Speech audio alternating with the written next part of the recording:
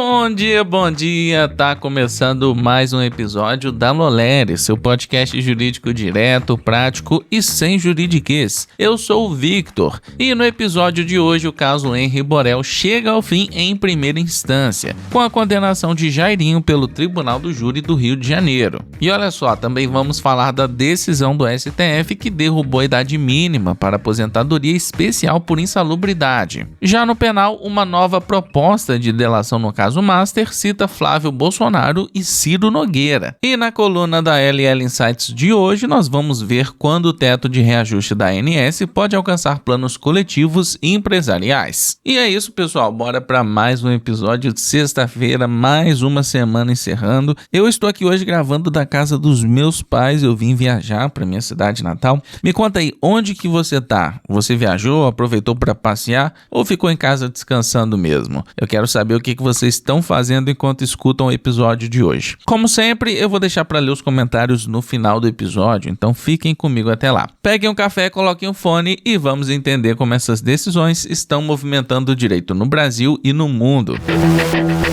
E vamos com atualizações do caso Henri Borel. O ex-vereador Jairo Souza Santos Júnior, conhecido como Dr. Jairinho, foi condenado na madrugada desta quinta-feira, dia 4, a 43 anos, 9 meses e 20 dias de prisão pela morte do menino Henri Borel, de 4 anos. A sentença foi lida pela juíza Elizabeth Machado Louro, depois de 11 dias de julgamento no 2º Tribunal do Júri do Rio de Janeiro. O julgamento é considerado o mais longo da história do Tribunal de Justiça do Rio de Janeiro. Jairinho foi condenado por homicídio qualificado, tortura e coação no curso do processo. Durante a leitura da decisão, a magistrada afirmou que o ex-vereador agiu com violência desproporcional e demonstrou rara e desmensurada covardia contra uma criança de apenas 4 anos. Na sentença, a juíza também descreveu Jairinho como alguém capaz de ocultar sua verdadeira personalidade por trás de uma imagem de cordialidade. Além da pena em regime inicialmente fechado, ele foi condenado ao pagamento de R$400 mil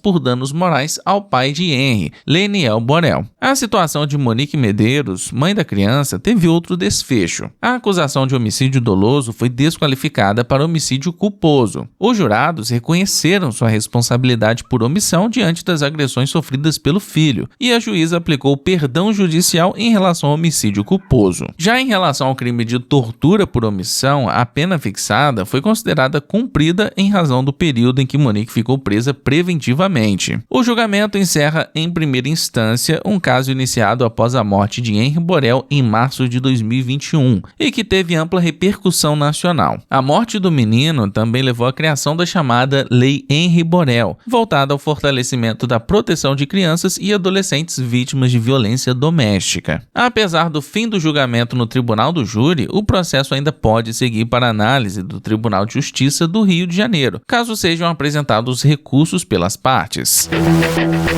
Se você está estudando para concurso e já cansou de motivação vazia, presta atenção nisso. A Lolere lançou uma newsletter feita para quem vive a realidade de conciliar trabalho com estudo sem romantização. Toda quarta às 8 horas você recebe uma curadoria inteligente de editais, análises reais de concursos e conteúdos que realmente te ajudam a avançar. Nada de promessa milagrosa por aqui, viu? Só informação estratégica para quem quer passar com consistência. É gratuita e chega direto no seu e-mail. Acesse o link na descrição desse episódio e faça a sua inscrição.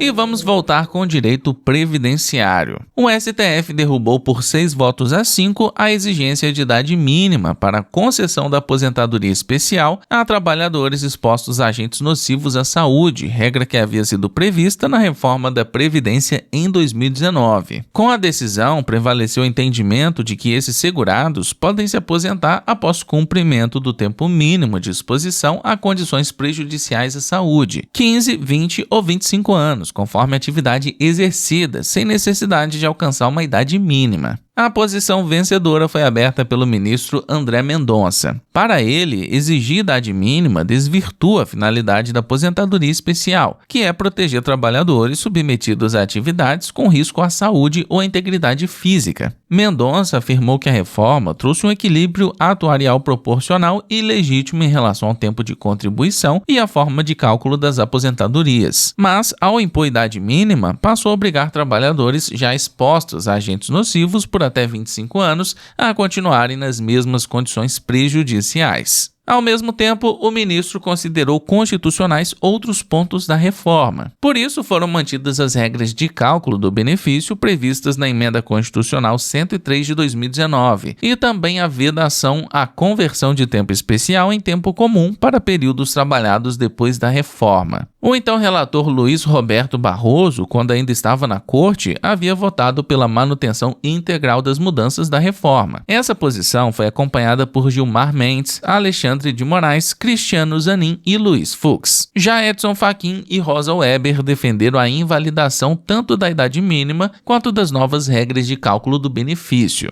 Na prática, com o resultado, a aposentadoria especial volta a depender apenas do tempo de exposição a agentes nocivos, mas continuam válidas as regras da reforma sobre o cálculo do benefício e sobre a impossibilidade de conversão do tempo especial em comum para períodos posteriores à emenda constitucional. O dono do Banco Master, Daniel Vorcaro, apresentou uma nova proposta de colaboração premiada quase 2 semanas depois de ter uma delação recusada por investigadores da Polícia Federal. A defesa entregou documentos à PF e à Procuradoria-Geral da República, que agora avaliam se há elementos suficientes para firmar um acordo. Na nova proposta, Vorcaro cita os senadores Ciro Nogueira, do PP do Piauí, e Flávio Bolsonaro, do PL do Rio de Janeiro. O material trata de supostos pedidos de dinheiro e repasses ligados à produção do filme Dark Horse, sobre a trajetória política do ex-presidente Jair Bolsonaro. Em relação a Flávio, Vorcaro teria descrito repasses feitos para a produção do longa e confirmado pedidos de dinheiro supostamente destinados ao filme. Mensagens divulgadas pelo Intercept Brasil indicam negociação de 124 milhões de reais, dos quais pelo menos 60 milhões teriam sido repassados pelo banqueiro. Investigadores suspeitam que parte dos recursos possam ter sido usados para custear Eduardo Bolsonaro nos Estados Unidos e para lavagem de dinheiro ligada a prejuízos do BRB e a outras operações fraudulentas do Master. Flávio Bolsonaro negou ter cobrado recursos de Vorcaro, afirmou que se tratava de dinheiro privado para um filme privado e disse que os valores foram usados para custear a produção. Ciro Nogueira também aparece na proposta. O senador foi alvo da 5ª fase da Operação Compliance Zero, com buscas no Distrito Federal e no Piauí. As investigações apontam que ele teria atuado no Congresso em favor do Master, em troca de propina, inclusive por meio de uma emenda para ampliar a cobertura do Fundo Garantidor de Créditos, chamada de Emenda Master. As buscas contra Ciro foram autorizadas pelo ministro André Mendonça, relator do caso no STF. O senador nega envolvimento em ilegalidades e também nega que tenha apresentado a emenda para beneficiar o Master. Vorcaro está preso na Superintendência da Polícia Federal em Brasília. A primeira proposta de delação foi rejeitada depois de a PF avaliar que o banqueiro estaria omitindo informações e tentando proteger aliados. Na nova proposta, não aparece a informação sobre um possível contrato de 50 milhões de reais entre o Master e Viviane Bassi, esposa do ministro Alexandre de Moraes, que constava no material anterior, mas não foi assinado.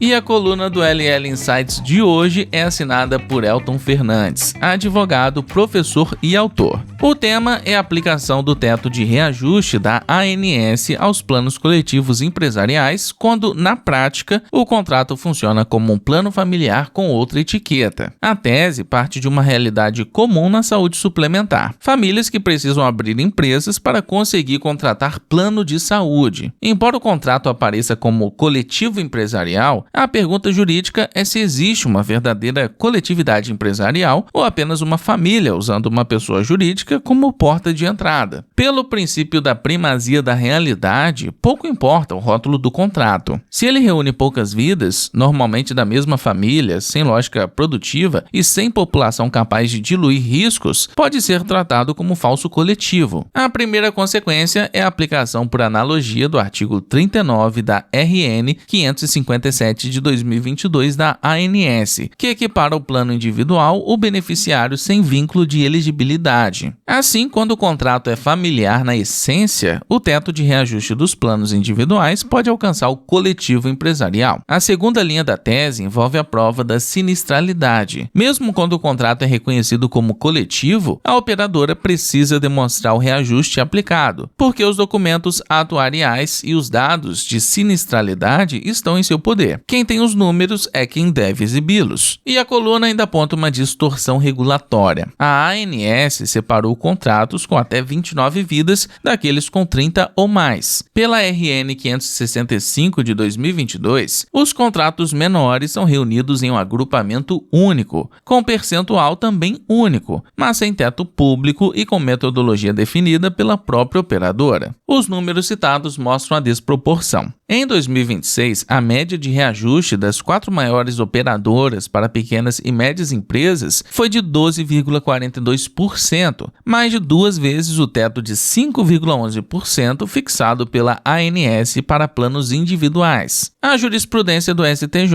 admite, em decisões de turma, tratar contratos coletivos atípicos com número ínfimo de participantes e finalidade familiar, como planos individuais ou familiares sujeitos ao teto da ANS. Além disso, no recurso especial 265.976 de São Paulo, a terceira turma assentou que o reajuste por sinistralidade só é válido quando demonstrado por extrato pormenorizado. Na restituição dos valores pagos a mais, a coluna lembra o tema 610 do STJ, que aplica prescrição trienal à repetição do indébito. Isso limita o período recuperável, mas não impede o reconhecimento da nulidade dos reajustes abusivos. A conclusão é que o teto da ANS pode alcançar o coletivo empresarial quando o contrato reúne número ínfimo de vidas, em regra da mesma família, sem verdadeira diluição de risco, quando a operadora não comprova adequadamente sinistralidade e quando os reajustes excedentes precisam ser recalculados pelos índices da ANS, com restituição simples do que foi pago a mais, respeitando a prescrição trienal. Se você quer conferir o texto na íntegra, ele está bem mais completo lá na nossa coluna, não deixe de conferir no link aqui na descrição. E lembrando, esse é apenas um exemplo do que nós publicamos por lá no LL Insights. Então, se você é advogado e tem uma leitura própria sobre o que está acontecendo no direito, envie sua análise ou tese pelo link na descrição.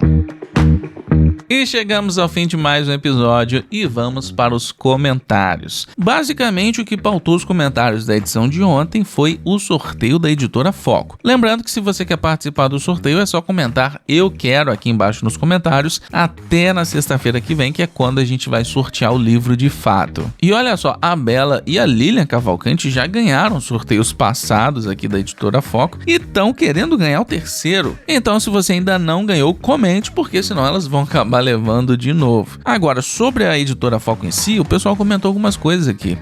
A Gisele falou que já comprou lá com cupom de 30% da Lolerer e pretende comprar de novo. A Bela falou que por lá os produtos são de altíssima qualidade, ela tá simplesmente apaixonada e disse também que a Editora Foco e time Lolerer sempre surpreendendo na qualidade dos produtos e conteúdos. Muito obrigado, Bela, e que bom que você tá curtindo o livro que você ganhou no seu sorteio. E a Lilian Cavalcante também, que já ganhou 2 sorteios, está arrasando demais. Muito obrigado pelo comentário, pessoal. Lembrando que quanto mais vocês comentarem "eu quero" aqui até sexta-feira que vem, mais chances tem de ganhar. E deixa eu te perguntar, você já deu um confere lá no Instagram Lolerer Eventos? É um Instagram criado exclusivamente para fazer coberturas de eventos exclusivos e vocês podem acompanhar tudo lá pelos stories. Então não deixa de conferir. Se você quer mais notícias ainda como essas, para se inteirar ainda mais do que está acontecendo no mundo jurídico, não deixe de se inscrever na nossa newsletter jurídica. Ela é gratuita e o link tá aqui na descrição. Todo dia chega lá no seu e-mail notícias diferentes da que trazemos aqui pro episódio. Então é um complemento perfeito. Aproveita para seguir o podcast no seu agregador de podcast favorito, avaliar o programa com 5 estrelas e compartilhar o episódio lá nos seus stories. Muito obrigado por ter me acompanhado até aqui e eu vejo vocês na semana que vem.